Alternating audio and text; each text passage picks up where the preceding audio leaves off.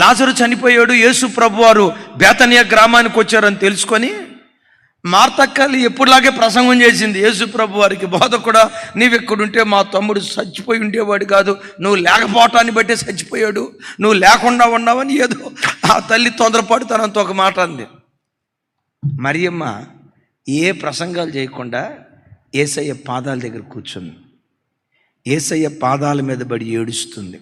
ఆమె కన్నీరు చూసి యేసయ్య ఏడ్చి చచ్చిన తమ్ముడిని వాళ్ళు బ్రతికించడం ప్రారంభించాడు ప్రభువారు.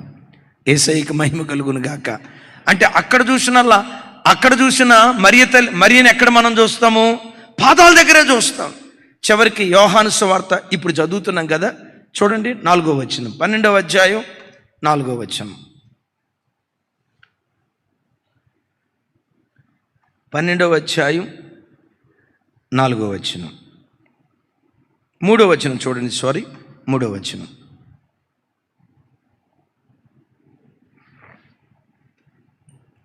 నాతో కలిసి. అప్పుడు మరియా మిక్కిలి విలువ గల అచ్చ డటామాంసి అత్తరు ఒక సేరున్నర ఎత్తు తీసుకొని యేసు పాదములకు పూసి తన తల వెంట్రుకలతో ఆయన పాదములు తుడిచెను.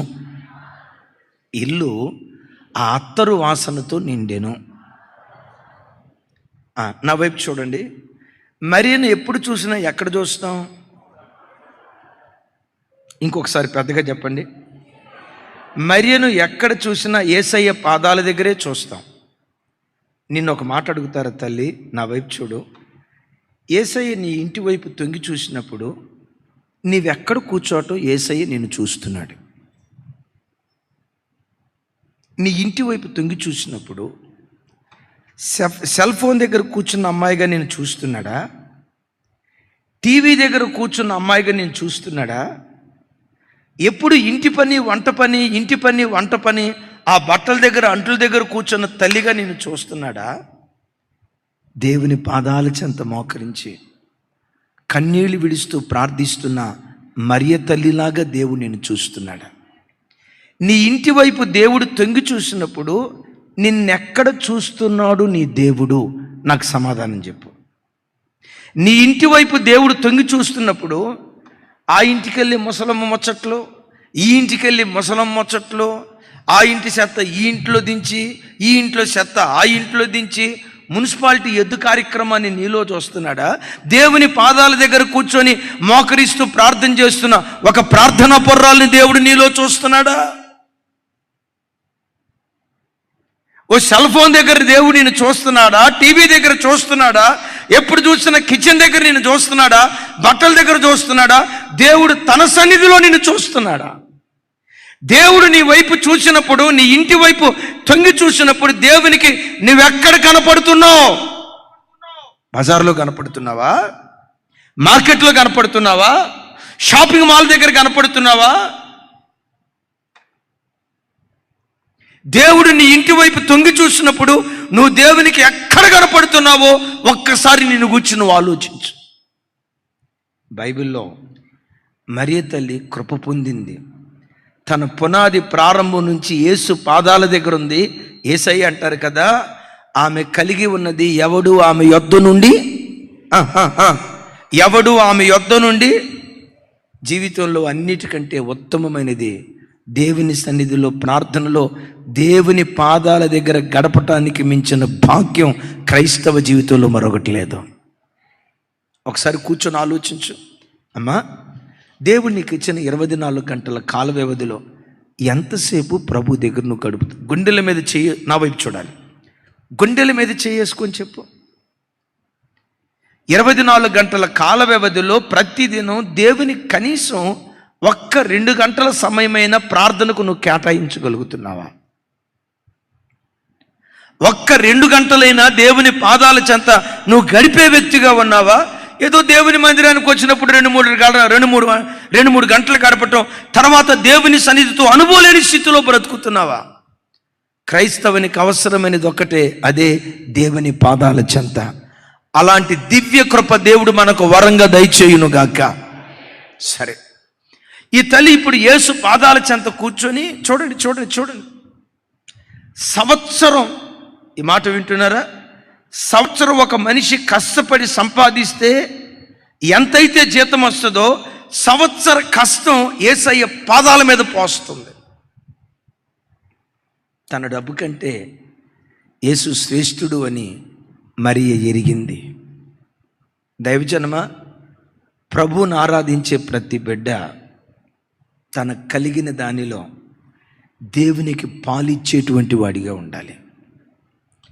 దేవునికి ఇచ్చే విషయంలో ఎప్పుడు, ఎక్కడ, ఏ దినం కూడా మనం పిసినుగొట్లు కాకూడదు. మన శక్తికి మించి, మన సామర్థ్యానికి మించి కొంతమంది చరిత్రకారులు అంటారు, అవునో కాదో నాకు తెలియదు, ఈ తల్లి తన వివాహం కొరకు ఆ అచ్చ జటామాంసి, స్వచ్ఛమైన అచ్చ జటామాంసి దాచుకుందట. అదే గనక అమ్మితే దానితో తన వివాహానికి కావలసిన ఖర్చు అంతా వస్తుందట. అంటే తన వివాహానికి కావలసిన డబ్బంతా దేవుని పాదాల దగ్గర పెట్టింది. ప్రతి క్రైస్తవుడు తన ఆధ్యాత్మిక జీవితంలో తాను సంపాదించిన ప్రతి దానిలో, తాను కలిగి ఉన్న ప్రతి ఆస్తిలో దేవునికి భాగ్యం ఇచ్చేవారిగా ఉండాలి. దేవుని పాద సేవకు మనం వాడే వ్యక్తులుగా దేవుని సన్నిధిలో బ్రతకాలి. ఇంకోసారి చెప్తాం ఆమేన్. నేను అప్పుడప్పుడు చెప్తా కదా, ప్రార్థన చేసి దేవునికి ఇవ్వకపోతే, పరిచర్య చేసి దేవునికి ఆర్థికంగా మనం సహాయపడకపోతే దేవుడు దాన్ని అంగీకరించడు అని నేను అనను. నేను అనే మాట ఏంటంటే, సామర్థ్యం ఉన్నప్పుడు కూడా నువ్వు మౌనంగా దేవుడు దాన్ని, అది సంగతి.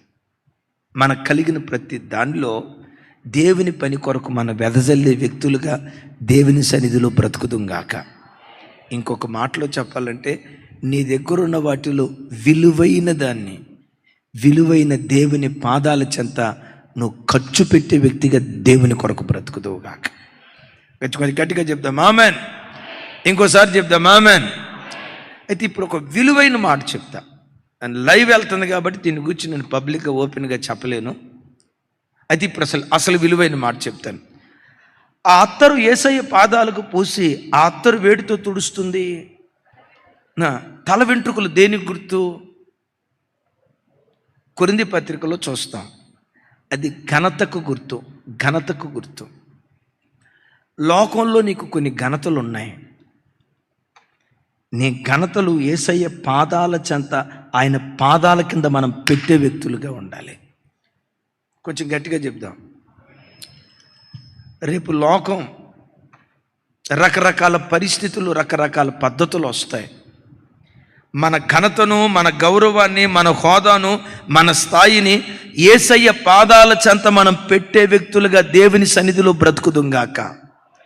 మన ఘనత కంటే, గౌరవం కంటే యేసుక్రీస్తు శ్రేష్ఠుడు అనండి గట్టిగా. మన ఘనత కంటే, మన గౌరవం కంటే యేసుక్రీస్తే మనకు శ్రేష్ఠుడు. రేపు లోకంలో ఎలాంటి చట్టాలు వస్తాయో తెలీదు, ఎలాంటి శాసనాలు కొత్తగా పుడతాయో తెలీదు. ఎవరైనా యేసు ప్రభు నమ్ముకుంటే క్రైస్తవ్యంలో కులం లేదు, నో డౌట్, క్రైస్తవ్యంలో కులం లేదు. కానీ లోకం క్రైస్తవ్యంలోకి వచ్చిన మీరే క్రైస్తవులు, కులం ఏంటి రికార్డుల్లో ఉంటుంది. రేపు ఈ పరిస్థితులు బట్టి ఒక కొత్త చట్టం వస్తుంది. యేసు ప్రభు నమ్ముకున్న వాళ్ళు కులం పేరు రాయొద్దు, జస్ట్ వీఆర్ క్రిస్టియన్స్ అని రాయాలి అని గవర్నమెంట్ చెప్పింది. ఒకప్పుడు నువ్వు మాలా, నువ్వు క్రిస్టియన్ అయ్యావు, నీ కులం పేరు రాయకూడదు అని అన్నారంటే కులాన్ని వదులుకుంటావా? ఇంకోసారి చెప్తాను, నీ కులం మాల రాయకూడదు, జస్ట్ యువర్ క్రిస్టియన్ అని రాయాలి అని అన్నప్పుడు క్రీస్తును పట్టుకుంటావా, కులాన్ని పట్టుకుంటావా? నా కులం కంటే క్రీస్తే నాకు శ్రేష్ఠుడు. మేము వైశ్య కుటుంబం సార్, మేము క్రైస్తవులమయ్యాం. అవును, మీరు వైశ్యులంటే సమాజంలో చాలా గౌరవం ఉంది కదా, మరి ఇప్పుడు యేసు ప్రభు నమ్ముకున్నారంటే వైశ్య క్యాస్ట్ తీసేయాలి, సర్టిఫికెట్లోంచి తీసేస్తావా అని అడిగారు అనుకోండి, వైశ్య కులం కంటే క్రీస్తు నాకు శ్రేష్ఠుడు, క్రీస్తు నాకు శ్రేష్ఠుడు. ఆ తెగింపుకు క్రైస్తవ సంఘం రావాలి. నువ్వు బ్రాహ్మణ కుటుంబంలో నుంచి రక్షించబడ్డావట కదా, యేసయ్య నిజదేవుడిని అంగీకరించావు, ఎస్ సార్. యేసుక్రీస్తుని నిజదేవుడిగా అంగీకరించాను. మరి నువ్వు క్రిస్టియన్ అని రాయాల్సి వస్తే బ్రాహ్మణ కులాన్ని వదులుకోవాలి, చౌదరి కుటుంబాన్ని చౌదరి కులాన్ని వదులుకోవాలి, రెడ్డి కులాన్ని వదులుకోవాలి, కాపు కులాన్ని వదులుకోవాలి, మాదిగ కులాన్ని వదులుకోవాలి, మాల కులాన్ని వదులుకోవాలి, బీసీ కులాన్ని వదులుకోవాలి. వదులుకుంటావా? నాకు కమ్మ కులం కంటే క్రీస్తు శ్రేష్ఠుడు సార్, రెడ్డి కులం కంటే నాకు క్రీస్తు శ్రేష్ఠుడు సార్, బ్రాహ్మణ కులం కంటే నాకు క్రీస్తు శ్రేష్ఠుడు. రేపు చనిపోయిన తర్వాత నా కులం నాకు పరలోకం ఇవ్వదు, యేసుక్రీస్తు మాత్రమే నాకు పరలోకం ఇవ్వగలుగుతాడు. యేసుక్రీస్తు మాత్రమే నాకు పరలోకం ఇవ్వగలుగుతాడు. రేపు కొత్త కొత్త చట్టాలు వస్తాయి. యేసు ప్రభు నమ్ముకుంటే రిజర్వేషన్లు తీసేస్తాం. నీకు రిజర్వేషన్ కావాలా, క్రీస్తు కావాలా? సంఘం ఆ తెగింపుకు సిద్ధపడేదై ఉండాలి. దేవుని కొరకు ఎంతటి త్యాగం చేయటానికైనా యేసయ్య తన ప్రాణం పెట్టడానికి కూడా వెనుకాడకుండా ప్రాణత్యాగం చేశాడే. ప్రాణత్యాగం చేసిన యేసు కొరకు నీ కులాన్ని త్యాగం చేయలేవా? సమాజంలో నీకుండే గౌరవాన్ని త్యాగం చేయలేవా? నీకు వచ్చిన రిజర్వేషన్ త్యాగం చేయలేవా?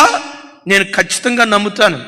అలాంటి దినమే గనక క్రైస్తవ సంఘానికి వస్తే 99.99% క్రైస్తవులు రిజర్వేషన్ అయినా వదులుకుంటారు కానీ క్రీస్తును వదులుకోరు.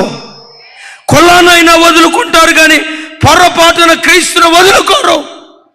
నిజంగా చట్టమే వస్తే క్రైస్తవుని నరనరాన ఆ రోషం కలిగిన ఆత్మదేవుడు కుమ్మరించాడు. అలాంటి పరిస్థితి వచ్చినప్పుడు యేసయ్యా కులమని నా ఘనత, సమాజంలో క్రిస్టియన్ అని గౌరవించిన దానికంటే కాపు కులస్తులండి సమాజంలో, ఇక్కడ ఈ సమాజంలో, కానీ ప్రపంచంలో ఎక్కడికి వెళ్ళినా క్రైస్తవుడంటే రాజుల వంశం. ఆయన రారాజు, ప్రైజ్ ది లార్డ్. ఆయన రారాజు, ఆయన పిల్లలైన మనం, ఆయన రారాజు, మనం రాజులు. ఆయన ప్రభువు, మనం ప్రభువులు. ఏ ఊరుకు ప్రభువులు నన్ను అడగొద్దు, 1000 ఏళ్ల పరిపాలన నీకు తెలుస్తుంది. కానీ సమాజంలో బ్రాహ్మణ కులం అంటే గౌరవం. సమాజంలో క్రిస్టియన్స్ అంటే చిన్న చూపు చూస్తారు. అయినా నాకు ఈ బ్రాహ్మణ కులం కంటే నా యేసు నాకు ముఖ్యమైన వాడు. నా యేసు కొరకు ఎలాంటి తెగింపుకైనా నేను సిద్ధపడతానని యేసయ్య పాదాల చెంత తల వెంట్రుకలనే ఘనత యేసయ్య పాదాల దగ్గర పెట్టే కృప నిశ్చయంగా దేవుడు మనకు అనుగ్రహించును గాక. చప్పలు కొడుతూ ప్రభు వారికి స్తోత్రాలు చెప్దాం. 3 క్యారెక్టర్లు అయిపోయినాయి. ఇది లాజరస్ సాటర్డే అన్నాం కదా. 4వ క్యారెక్టర్ అద్భుతమైన క్యారెక్టర్. నేను మిమ్మల్ని ఇందాక చెప్పే కదా, 4వ క్యారెక్టర్ ఏమో స్వపక్షం, 5వ క్యారెక్టర్ ఏమో చెప్పే కదా సార్, స్వపక్షం 4వ క్యారెక్టర్, 5వ క్యారెక్టరు పరపక్షం, విపక్షం. ఈ రెండిట్లో ఏది డేంజరు? స్వపక్షంలో ఉండి గోతులు తవ్వటం డేంజరా? పరపక్షంలో ఉండి గోతులు తవ్వటం డేంజరా? అమ్మా, మీ ఇంటి పక్కోళ్ళు నీకు శత్రువులు అయ్యారు అనుకోండి, కాకుందురుగాక. మన సరిహద్దులలో దేవుడి సమాధానం కలుగుదేయునుగాక.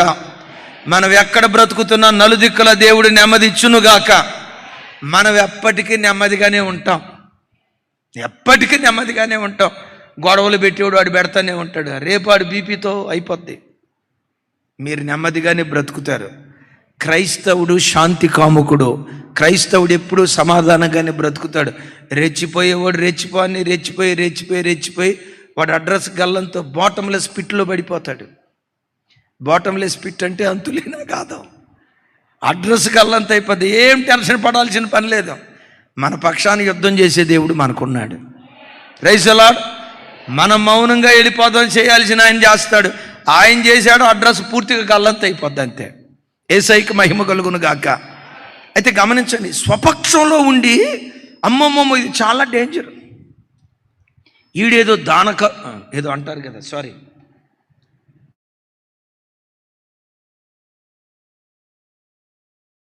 బాధలంటే మహాప్రీతి ఉన్నట్టు దేవుని కృప మన చర్చిలో లేరు అట్లాంటి వాళ్ళు. అలాంటి వాళ్ళు లేరు. బాత్రూమ్కి అంత కాస్ట్లీ టైల్స్ అవసరమా? ఎవరు డబ్బు అది? విశ్వాసులు ఇచ్చే డబ్బు. అంత కాస్ట్లీగా బాత్రూమ్ కట్టాలా? ఈ బాత్రూమ్ వాడుకునేది ఈడే. అందరూ ఒకసారి వెళ్తే వీడు 10 సార్లు వెళ్తాడు. అందరూ ఒకసారి వెళ్తే వీడు 10 సార్లు వెళ్తాడు. వెళ్ళి ఏం చేస్తాడు తెలియదు, సెటైర్లు వేస్తూ ఉంటాడు. ఇంత ఖరీదైన కార్పెట్ మన దగ్గర లేరు. దేవుని కృప 100కి 100 లేరు. ఏమో నాకు తెలియకుండా ఉన్నారేమో, నాకు తెలియదు. 100కి 100 లేరు. వీడు ఇస్కరియోతు ఏదో పక్కనే ఉంటాడు, కానీ ఎంత కాస్ట్లీ కార్పెట్ అవసరమా? పోయిన సంవత్సరం వేసారుగా, ప్రతి సంవత్సరం రంగులు వేయాలా చర్చికి? ప్రతి సంవత్సరం ప్రతిరోజు మొహం కడుక్కోవాలా? రేపు ఇది కూడా అంటాడు వీడు ఇంటికి వస్తాడు, కానీ ఇంట్లోనే గుంటలు తవ్వుతాడు. ఇంట్లోనే గుంటలు తవ్వుతాడు. ఎట్టా? సౌండ్ సిస్టమా? అన్ని మీటింగ్స్ అవసరమా? ఆ మీటింగ్కి చిన్నపాటి స్టేజ్ వేస్తే బాలా? 60 అడుగులు స్టేజ్ అవసరమా? ఏమంటే అవసరమా? అనవసరం కదా? 6 అడుగులు వేస్తే జరిగి మీరు నిలబడేది ఇంతే కదా సార్. ఏం జరిమే అన్న, మీరు నిలబడేది ఇంతేగా. 6 అడుగులు పొడవు, 6 అడుగులు ఎడల్పు చాలు సార్. ఎందుకు డబ్బులు వేస్ట్? ఎందుకో తెలుసా? ఈడిచ్చే బ్యాచ్ కాదు, ఈకపోగా. అది చెప్పండి గట్టిగా, కొంచెం గట్టిగా. నీ ప్రభు గనుడు, నీ ప్రభు పని ఏ చేసినా ఘనంగానే చేయాల. నీ ప్రభు శ్రేష్ఠుడు. నీ ప్రభుకి ఇచ్చేదైనా, నీ ప్రభు కొరకు నువ్వు ఏది చేసేదైనా ది బెస్ట్. నీ ప్రభు కొరకు నువ్వు చేసేది ఏదైనా ఉత్తమంగా ఉండాలి. అలాగని ఆర్భాటాలు చేయమని కాదు నా అభిప్రాయం. యేసయ్యకి మహిమ కలుగును గాక. కొంచెం గట్టిగా చెప్దాం హల్లెలూయా. ఇప్పుడు గమనించండి, యేసు ప్రభువారు ఆ అత్తరుబూటి పగలగొట్టి ఆయన పాదాలకు రాస్తూ ఉంటే, యేసు ప్రభువారితో మాట్లాడుతూ ఉంటే ప్రభువారు అంటారు, ఈవిడ నా భూస్థాపన నిమిత్తం ఈ కార్యం చేసింది. ఏమి చేసింది లోకమంతా జ్ఞాపకార్థంగా మీరు చాటి చెప్పండి అని ప్రభు మాట్లాడారు. యేసయ్యకి మహిమ కలుగును గాక. ఎప్పుడు మంచి పనిని విమర్శించే విమర్శకురాలిగా ఉండకో. ఎవరైనా మంచి పని చేస్తే సహబాష్ చప్పట్లు కొట్టు. నువ్వు కొట్టే చప్పట్లు వాడిని ఎంత ఉత్సాహపరుస్తాయంటే అంత ఉత్సాహపరుస్తాయి. సహబాష్ ఎంత చక్కగా పనిచేశారో కదా. ఎవరైనా మీరు మందిరానికి వచ్చారు, మీరు సీనియర్ మోస్ట్లు. ఆ అబ్రాం గారు అక్కడ గేట్ దగ్గర ఉండి డోర్ ఓపెన్ చేస్తున్నాడు, డోర్ తీస్తున్నాడు. ఈ అబ్రాం నా వెనక చర్చికి వచ్చిన ఆయన, నేను ఈయనకంటే సీనియర్ మోస్ట్, నన్నేం పక్కన పెట్టారు. ఏమనుకోవద్దన్నా, ఈ పొట్టోడికి పని ఇస్తారా? ఈ పొట్టోడికి నా హైట్ ఏంటి, 6 ప్యాక్ బాడీ అని అన్న కొత్తగా వచ్చిన ఒక గవర్నమెంట్ ఉద్యోగస్తుడైనా ఎంత చక్కగా పరిచర్య చేస్తున్నావు. నిజంగా నన్ను చూస్తే ముచ్చటైపోతుంది, నిన్ను చూస్తే నాకు ముచ్చటైపోతుందన్న, ఇంకా చేయండి అన్నని భుజం తట్టు ప్రాణం పెట్టడానికి కూడా తెగిస్తాడు. అట్లా కాకుండా ఆయన గేట్ తీసి గేట్ వేస్తుంటే ఆయన వైపు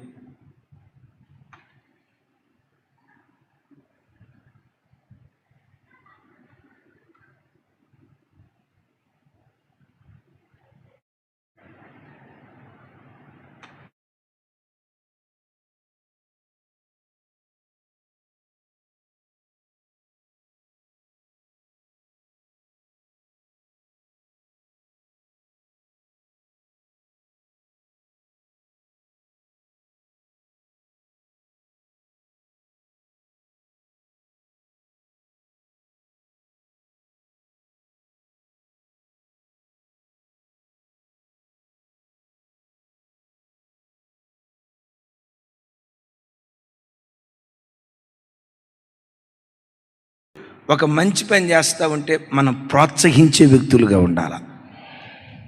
నీ ప్రోత్సాహపు మాట చచ్చినోడు కూడా బ్రతికిస్తుంది. పెద్దగా చెప్తాం ఆమేన్. అమ్మా, ఎంత త్యాగం చేసేవరో తల్లి, జీవితం త్యాగం చేసుకున్నావు.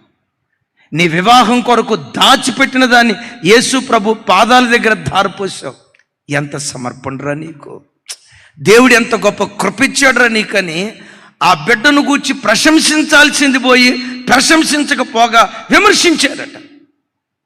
నా ప్రభు బిడ్డలారా, ఆ తల్లి పగలు కొట్టింది అత్తరు బుడ్డేమో. ఇక్కడ కూర్చున్న తమ్ముళ్ళు ఉన్నారే, వీళ్ళ కూర్చున్న చెల్లెళ్ళు ఉన్నారే, వాళ్ళ జీవితాన్ని ప్రభు కొరకు త్యాగం చేసుకున్నారు. ఇప్పుడు ప్రార్థన అయిపోయిందా? నేను ఆమెన్ అంటంతో 30% ప్రజలు హానోకు మాయమైనట్టు మాయమైపోతారు చర్చిలో, కనపడరు. ఏమరంటే అబ్బాయి స్కూల్ నుంచి వస్తాడన్న, ఇప్పుడు ఎక్కడ ఉన్నాయి అమ్మ స్కూల్, ఒంటిపూట స్కూల్లో ఇప్పుడే వచ్చారు. సాయంత్రం నుంచి బెదర్ డ్యూటీకి వస్తాడు కదన్నా, రోజు చూసే మొఖమే కదమ్మా, అవసరం తాగే మొఖం, రోజు చూసే మొఖమేగా. ఏమి ఒక 2 రోజులు దొరకపోతే అమ్మో అయ్యో పిల్లలు ఇంట్లో అల్లాడిపోతారన్నా, నువ్వు అల్లాడిపోకపోతే సరే. సాయంత్రం అయితే ఇంటికి వెళ్తారే, వాళ్ళు ఎప్పుడైనా వాళ్ళ ఇంటికి వెళ్ళారా? మిమ్మల్ని అన్నట్లుగా ఓ తల్లికి అందే, మీ పిల్లల మీద మీకు ఎట్లా మమకారం ఉంటుందో వాళ్ళ తల్లిదండ్రులకు కూడా అట్లాంటి మమకారం ఉంటుందే. ఎప్పుడైనా బిడ్డలను చూసి, రే తల్లి మీ వయసు ఇంత చిన్నది, ఎంత సమర్పించుకొని వచ్చారా, మాకు ఆ భాగ్యం లేదు, మీకు ఆ భాగ్యం ఇచ్చాడు, కాపాడుకోండమ్మా.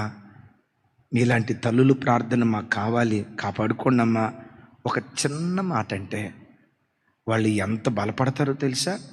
కొంతమంది అన్నోళ్ళు ఉంటారు, పిల్లల యవన బిడ్డల దగ్గరికి వచ్చినప్పుడు పిల్లలను పలకరించేటప్పుడు కొంతమంది ఉంటారు, రాజయ్య, జార్జయ్య, ఇజ్రాయేల్ అయ్యా, జోర్డాన్ అయ్యా, అబయ్యా, అయ్యా, రాజయ్య అని మాట్లాడుతారు. ఆయన వయసు చూస్తే 65, మా ఓడి వయసు చూస్తే 16, 20 సంవత్సరాలు. ఈ పిల్లలను పట్టుకొని రాజయ్యా, జార్జయ్యా, ఇజ్రాయేల్ అయ్యా, అయ్యా అని పిలుస్తా. ఆ మాట వింటూ ఉంటే అసలు ఆ పిల్లలకి అమ్మానాన్ని ఎందుకు గుర్తొస్తారు? ఇంత పెద్ద ప్రపంచాన్ని దేవుడు మాకిచ్చాడు, ఇంతకు మించి మాకేం కావాలి అన్నట్లు అయిపోతారు.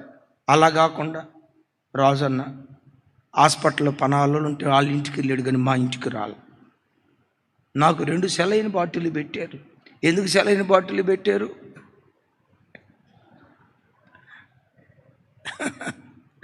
అన్నం అరగలేదట.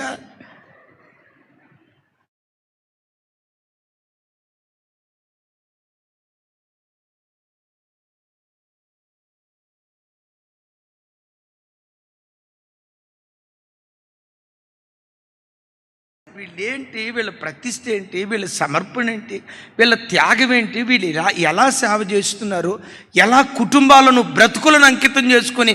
ఆ తల్లి పగలగొట్టింది బుడ్డేనేమో, ఆ తల్లి దారబోసింది 300 దేనారాల అత్తరు బుడ్డేమో. ఇంకొంచెం అతిశయంగా చెప్తే దేవుడు నన్ను క్షమించుగాక, మా బ్రతుకులు త్యాగం చేసుకుని ప్రభు దగ్గరికి వచ్చాం. ఇన్ని సంవత్సరాలు అవుతుంది మీరు హైదరాబాద్ వచ్చి, తులమో పొలమో బ్యాంకులు దాచిపెట్టుకున్నారుగా. అక్క పద్మక్క దాచిపెట్టున్నారు లేదా? అబద్ధం ఆడకుండాక అమ్మ తల్లి పద్మ నువ్వు చెప్పరా, తులమో పొలమో దాచిపెట్టుకున్నారుగా.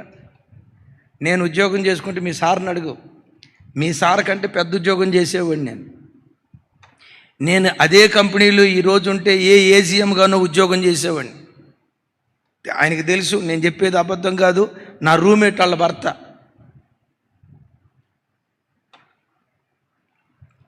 వాళ్ళు చదువుకునేటప్పుడు అప్పటికి నాకు ఉద్యోగం వచ్చింది. బ్రతుకులు త్యాగం చేసుకొని వచ్చాం. ఇలాంటి సేవకులు ఇంతకు మించి మాకేం కావాలి ప్రభువా? ఈ సేవకుల నీడలో వారి బోధ వింటూ మా బ్రతుకు కొనసాగించే భాగ్యం మాకు దయచేయి. కొంచెం గట్టిగా హల్లెలూయా. ఏం భాగ్యం అన్నా, నాకు అనారోగ్యం, నాకు జ్వరం వస్తే జ్యోతక్క నాకు ఫోనే చేయలా, మన పద్మక్కకు చేసిందంట, నాకు చేయలా. ఆ పద్మకి ఏదో సీరియస్గా ఉందని ఆ పద్మకి ఫోన్ చేసింది, ప్రార్థన చేసింది. ఈ పద్మ మౌనంగా ఉంటుందా? నాకు జ్యోతక్క ఫోన్ చేసింది. ఈ 10 మందికి చెప్పేసరికి, అంటే జ్యోతక్క పద్మాకే ఫోన్ చేస్తుందా, నాకు ఫోన్ చేయదా రాని అనుకున్నావు లేదమ్మా? అనుకున్నావు కదమ్మా అన్న. మరి ఎందుకో దేవుడు నీ పేరే చెప్పించాడు.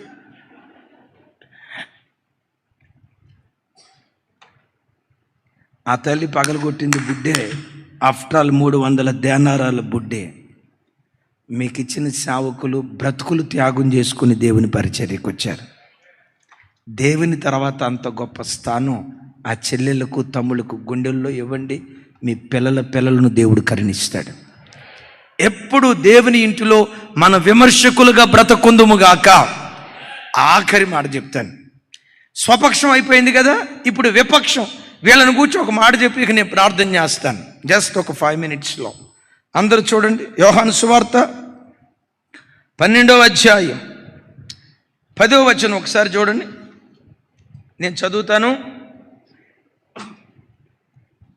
నాతో కలిసి. అతనిని బట్టి యూదులలో అనేకులు తమ వారిని విడిచి యేసునందు విశ్వాసముంచిరి గనుక ప్రధాన యాజకులు లాజరును కూడా చంపనాలోచించిరి. మొదట మాట బాగుంది కానీ ఏదో చెప్పండి, తర్వాత మాట అసలు బాగాలేదు అని అంటారా? అది కూడా బాగానే ఉంది. సరే వినండి, ఇక్కడ తమ్ముడు 10వ వచనం నాతో కలిసి. అతనిని బట్టి యూదులలో అనేకులు తమ వారిని విడిచి యేసునందు విశ్వాసముంచిరి. ఒకసారి నా వైపు చూడండి, నాతో కలిసి మాట చెప్పండి. అతనిని బట్టి అనేకులు యూదులలో తమ వారిని విడిచి యేసునందు విశ్వాసముంచిరి. అతనిని అని రాశాడు కానీ పేరు రాశాడా? అతడు ఎవరై ఉండాలి? అది నువ్వై ఉండాలి. అతడు అనే స్థానంలో అది నీ పేరు రాయబడాల. ప్రతి క్రైస్తవ కుటుంబాన్ని కూర్చి రాగల దినాలు ప్రజలు మాట్లాడాలి. ఆ తల్లిని బట్టి మేము యేసునందు విశ్వాసం ఉంచాం. ఒకప్పుడు మేము బ్రాహ్మణులం, కానీ పలానా తల్లిని బట్టి మేము యేసునందు విశ్వాసం ఉంచాం.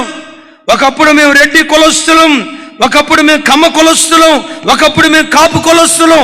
ఆ తల్లి సత్ప్రవర్తన చూసి యేసునందు మేము విశ్వాసం ఉంచామని అన్య జనులు ప్రభు తట్టు తిరుగుదురుగాక. ఇప్పుడు నాకు పెద్దగా చెప్పండి. అతనిని బట్టి పెద్దగా అతడు ఏ ప్రసంగం చేశాడు? ఏం సార్ అంత సైలెంట్ అయిపోయారు? ఏ ప్రసంగం చేశాడు? ప్రసంగం చేయలే. ఆయన ప్రవర్తనే ఒక ప్రసంగం, ఆయన బ్రతుకే ఒక సాక్ష్యం. ఏంటి ఆయన బ్రతుకు? చచ్చినోడు బ్రతికాడు. ఏంటి చచ్చినోడు బ్రతకటం అంటే? పాపము చేత అపరాధము చేత ఒకప్పుడు చచ్చని స్థితిలో ఉన్న మనం దేవుని కొరకు సజీవంగా ప్రజల ఎదుట బ్రతికితే, ఒకప్పుడు కోపిస్తోడు శాంతమూర్తి అయితే, ఒకప్పుడు గయ్యాలి మనిషి సాత్వికురాలైతే, ఒకప్పుడు తాగుబోతోడు దాన్ని విసర్జించగలిగితే, ఒకప్పుడు అక్రమ సంబంధాల్లో బ్రతికేవాడు పవిత్రంగా బ్రతకగలిగితే, ఒకప్పుడు దొంగ ఇప్పుడు దొరగా బ్రతకగలిగితే, ఒకప్పుడు దుడుకుతనం కలిగిన వాడు ఇప్పుడు నెమ్మదిపరుడిగా మారగలిగితే, నీ మార్పే ప్రజలు మారటానికి కారణమవుతుంది. మార్పు నిశ్శబ్ద విప్లవం. యేసయ్యకు మహిమ కలుగును గాక. నిశ్శబ్ద విప్లవం ప్రజల మధ్యలో అది పనిచేయటం ప్రారంభిస్తుంది. అతనిని బట్టి యూదులలో అనేకులు తమ వారిని విడిచి యేసునందు విశ్వాసం ఉంచిరి గనుక ప్రధాన యాజకులు లాజరును కూడా చంపని ఆలోచించిరి. అంటే క్రైస్తవులు చంపాలనే ఆలోచన ఈ మధ్య కొత్తగా పుట్టిన పుండ, ఆది నుంచి ఉన్న పుండ? కొంచెం గట్టిగా. సో ఈ పుండు కొత్తగా పుట్టిందని ఎవరు కలవరపడొద్దు. ఎవడికి పుండు పుట్టినా ఆ పుండుతోనే వాడు. ఇలాంటి వ్యక్తులు ఎంతమంది లేచినా దేవుని రాజ్యాన్ని ఆపటం ఎవ్వడి వల్ల కాదు. ఒక లాజరును చంపితే 100 మంది లాజరులు పుట్టుకొస్తారు. ఒక సేవకుని చంపితే లక్షల కొలది సేవకులు పుట్టుకొస్తారు. ఒక దేవుని బిడ్డను అణచాలని ప్రయత్నం చేస్తే లక్షల కొలది దేవుని బిడ్డలు పుట్టుకొస్తారు. ఇప్పుడు ప్రధాన యాజకుడు ఏమని ఆలోచిస్తున్నాడట? యేసును చంపాలి, యేసుతో పాటు లాజరును కూడా చంపాలి అని ఆలోచిస్తే ఆ తర్వాత ఏం జరిగిందో తెలుసా? యెరూషలేము అంతా ఉద్యమం ప్రారంభమై ఒక్కొక్కరు ఖర్జూరపు మట్టలు పట్టుకొని రోడ్డు మీద బట్టలు పరిచి యేసయ్యని గాడి మీద కూర్చోబెట్టి, రేపు ఫస్ట్ సెషన్లో చెప్తా, లోకపు రాజులకు రారాజు అయిన యేసుక్రీస్తుకున్న తేడా. పెద్దగా చెప్పండి ఈ మాట. లోకపు రాజులకు రారాజు అయిన యేసుక్రీస్తు అని పాఠం చెప్పినట్టు చెప్తే ఎట్టా అంటారు. ఏమంటారు? బూజు బంసా లూజ్ బంసా? బూజు బంస లూజ్ అయిపోవాలా? రైట్. ఎవరైనా పెద్దగా ఈ రాజుల పరిపాలన, రారాజు పరిపాలనకున్న ప్రధాన వ్యత్యాసం రేపు ఫస్ట్ సెషన్లో చెప్తాను. సరే అయితే వినండి. రారాజును ఆహ్వానించినట్టుగా ఆహ్వానిస్తూ ఉన్నారు. వాళ్ళ మాట చెప్తున్నారు. లాజర్ గారిని చూడటానికి వీళ్ళు రాకుండా ఉండాలంటే లాజర్ను చంపేద్దాం అనుకుంటే, లాజర్ గారిని చూడటానికి 100 మంది వస్తే ఇప్పుడు యేసు ప్రభుని చూడటానికి పట్టణం కదిలి వచ్చింది. అప్పుడు వాళ్ళు ఏమనుకుంటున్నారు? చూడండి ఒకసారి 19వ వచనం చదువుకొని ప్రార్థన చేద్దాం. 19వ వచనం నాతో కలిసి. కావున పరిసయ్యులు ఒకరితో ఒకరు మన ప్రయత్నములు ఎట్లు నిష్ప్రయోజనమైనవో చూడుడి. ఇదిగో పెద్దగా, ఇదిగో లోకము ఆయన ఎంట పోవుచున్నదని చెప్పుకొనిరి. పెద్దగా లోకము ఆయన వెంట పోయినదని చెప్పుకొనిరి. ఇందాకేమనుకున్నారు? బేతనియ గ్రామం వచ్చింది అనుకున్నారు. ఇందాకేమనుకున్నారు? బేత్పగే గ్రామం ఆయన వెంట వెళ్తుంది అనుకున్నారు. ఇందాకేమనుకున్నారు? యెరూషలేము ఆయన వెంట వెళ్తుంది అనుకున్నారు. ఇప్పుడు ఏమంటారు తెలుసా? నాయన, బేతనియ ఒకటే కాదు, బేత్పగే ఒకటే కాదు, యెరూషలేము ఒకటే కాదు, లోకమే యేసు వెంట వెళ్తూ ఉంది. ఏమనుకుంటున్నారు వాళ్ళు? మన ప్రయత్నములు ఎట్లు, ఏ ప్రయత్నమైనా దేవునికి వ్యతిరేకంగా లేచిన ప్రతి ప్రయత్నం నిష్ప్రయోజనమైపోతుంది. ఇది ఖచ్చితం. ప్రతి మోకాలు యేసు ఎదుట వంగుతుంది, ప్రతి నాలుక ఆయనను స్తుతిస్తుంది, ప్రతి మనిషి తప్పక ఆయన ఎదుట సాగిలపడాలి. మానవాళికి ఏకైక ఆధారం యేసు తప్ప ఇంకొకటి లేదు. బేతనియ కాదు, బేత్పే కాదు, యెరూషలేమే కాదు, చివరికి ఏమైపోయింది? అద్భుతం. లాజరస్ ఫ్రైడే రాగలిగిన నాళ్ళు ప్రతిరోజు జరిగేటట్టుగా దేవుడు కార్యం చేస్తాడు. లాజరస్ సాటర్డే రోజు ఏం జరిగింది? లోకమే, ఏ రోజుకైనా లోకమంతా యేసు ప్రభు ఎదుట సాగిలపడును గాక. అయితే నిశ్శబ్దంగా ప్రసంగం చేసే వ్యక్తులు సంఘాల్లో నుంచి లేవాలి. మోకరించుదాం. అట్టి కృప దేవుడు మనకు దయచేయును గాక.